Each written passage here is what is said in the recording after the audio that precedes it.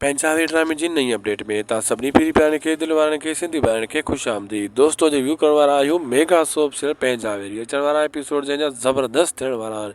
उन खां पहिरियां सभिनी दोस्तनि खे अर्ज़ु कंदुसि हिन यूट्यूब चैनल शाहिद खोसू व्लॉग खे ज़रूरु सब्सक्राइब लाइक शेयर कंदा। हीअ अव्हां जो पंहिंजो चैनल आहे। हिन चैनल ते अव्हांखे सभु अपडेट्स हर वक़्तु मिलंदा रहंदा आहिनि।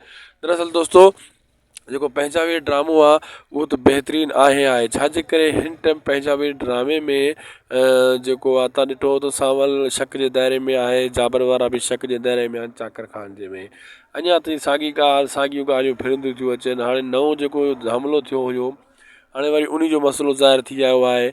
दोस्तो मां तव्हांखे ॿुधाईंदो हलां न, चाकर खान इन परेशानी में आहे।